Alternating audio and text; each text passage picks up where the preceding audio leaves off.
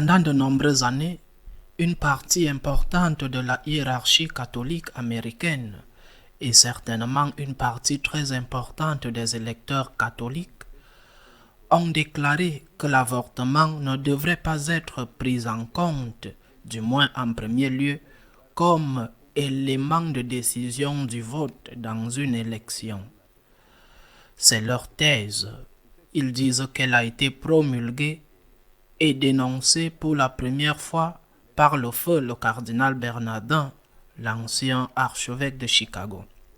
Il aurait développé ou élaboré la thèse de la tunique dite sans couture, cette tunique de Jésus-Christ qui n'a pas été divisée lorsque les soldats ont tiré au sort son butin. Selon cette théorie, la théorie de la tunique sans couture, on ne pouvait pas décider de voter sur la base d'une seule chose, mais il fallait regarder l'ensemble. Combien d'éléments, combien de choses entrent dans le programme politique d'un parti et évaluer l'ensemble. L'avortement serait un élément de plus parmi les points qui entrent dans le programme politique qui est soutenu par le vote. Un élément de plus, tout comme il y aurait un élément de plus, par exemple, pour les politiques de la vie ou les politiques familiales, soutien à toutes les thèses pro-LGTB, un élément de plus et pas le plus important. Il y aurait d'autres points dans ce programme du parti politique spécifique. Je fais référence au Parti démocrate qui est le grand promoteur de l'avortement aux États-Unis.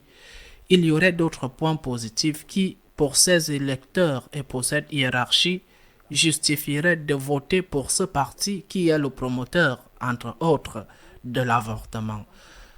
La théorie de la tunique sans couture a servi depuis des décennies certains évêques et catholiques qui ont voté pour ce parti pour déclarer que l'avortement doit être retiré du débat politique, car nous ne pouvons pas faire de l'avortement la première question, la question essentielle au moment de décider de notre vote.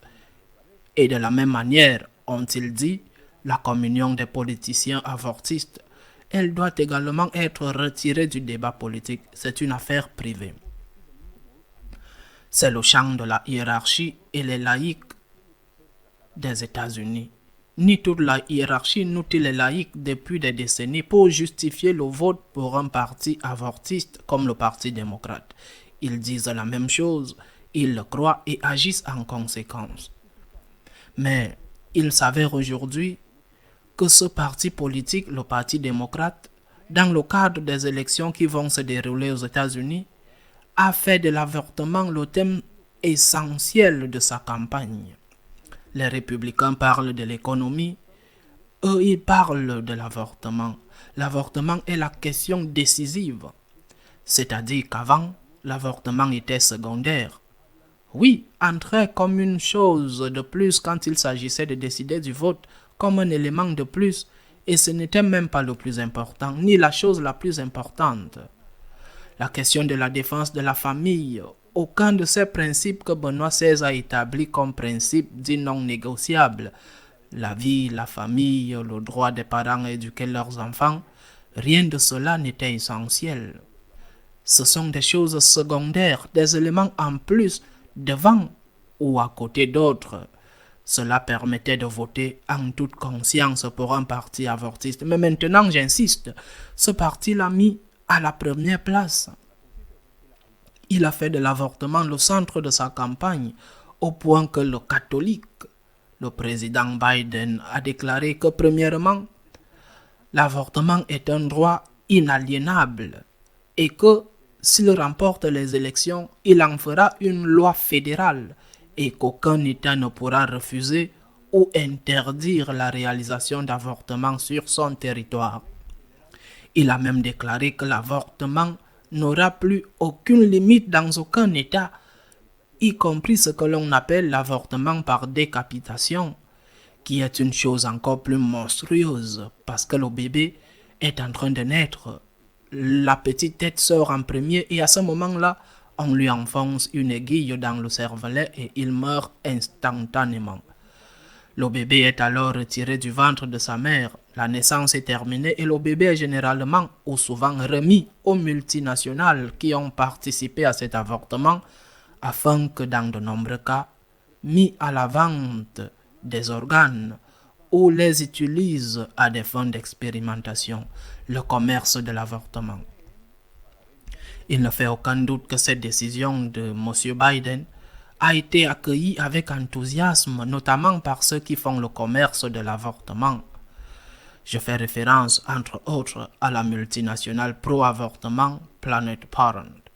Un président qui se dit catholique, un président qui se targue d'être catholique et reçoit la communion, un président qui dit que l'avortement est au cœur de son programme et va même jusqu'à dire qu'il faut choisir l'avortement parce qu'il faut sauver la démocratie et que c'est la démocratie qui est en danger parce qu'elle peut être supprimée. L'avortement peut être au moins partiellement interdit. La démocratie est essentiellement liée au droit à l'avortement. L'avortement est un droit qui ne peut avoir aucune sorte de limite, aucune sorte de restriction.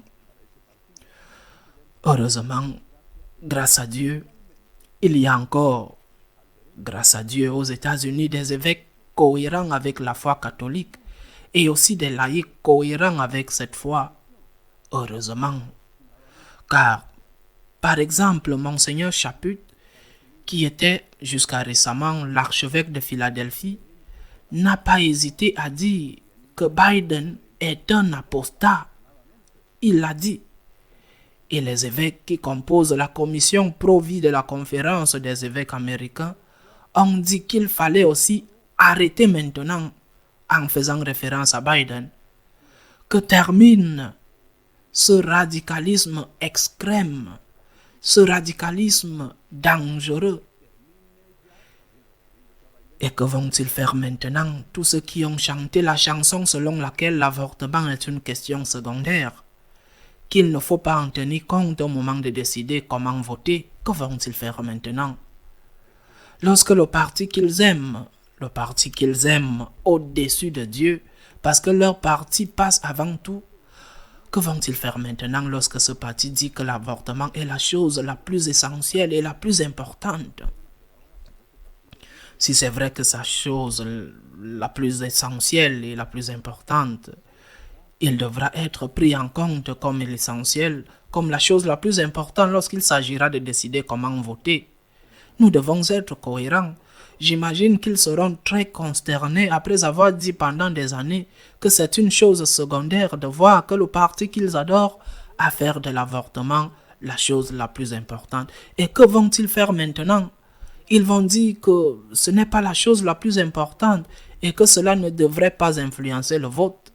Lorsque le parti pour lequel ils votent et prétendent voter a dit oui, quelle est la chose la plus importante?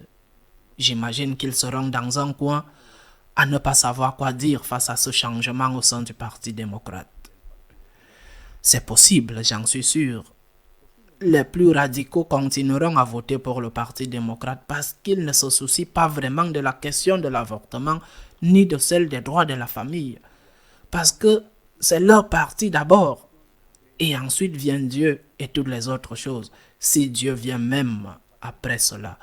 Mais je suis également sûr qu'il y aura d'autres personnes qui ne sont pas aussi radicales, qui ne sont pas aussi extrémistes, et qui se rendront compte que l'avortement n'est pas un élément de plus avec les autres, l'immigration ou l'écologie, mais l'avortement passe avant tout. Le Parti démocrate a raison, l'avortement passe en premier car la première chose est le droit à la vie. Et les autres droits viendront après, mais le droit à la vie passe en premier. Et le président Biden a raison lorsqu'il dit que la démocratie est en jeu. Il a raison, car une démocratie qui se fonde sur le droit de tuer un enfant innocent, un enfant à naître qui n'est coupable de rien, une démocratie qui se base sur cela n'est pas une vraie démocratie. Saint Jean-Paul II l'a dit, Benoît XVI l'a dit, et à plusieurs reprises le pape François l'a aussi dit. Une démocratie basée sur le droit de tuer les innocents est une démocratie morte. c'est une fausse démocratie. Donc, c'est vrai. C'est vrai, l'avortement doit occuper la première place dans le débat politique comme veulent les démocrates. Et d'ailleurs, celui qui vote pour l'avortement, contrairement à ce qu'ils disent, dans ce cas le Parti démocrate américain, celui qui vote pour l'avortement est celui qui met en danger la démocratie. La démocratie est en jeu, c'est vrai. Et la démocratie sera sauvée seulement si on défend ses droits qui ne peuvent être à la merci d'intérêts politiques. Et le premier de ces droits est le droit à la vie. Je prie pour les États-Unis. Les élections aux États-Unis sont décisives pour le reste de l'humanité. Ce n'est pas une question uniquement locale. Ce n'est pas une question seulement nationale. Les États-Unis dépensent beaucoup de millions pour promouvoir l'avortement dans le reste du monde. Ils influencent même de manière décisive les politiques que les États-Unis, les Nations Unies tentent de mettre en œuvre. Je prie pour que le droit à la vie triomphe aux États-Unis afin que les catholiques ne collaborent pas avec l'apostasie consistant à nier la primauté de la vie des innocents sur tout autre intérêt. Je prie pour les États-Unis et je demande aux catholiques américains d'écouter l'Église, d'écouter notre Seigneur Jésus-Christ, d'écouter le Dieu de la vie et de ne pas collaborer par leur vote avec l'ennemi du Dieu de la vie qui est le diable, qui ne cherche que la mort de l'innocent et de l'humanité. À la semaine prochaine, si Dieu le veut.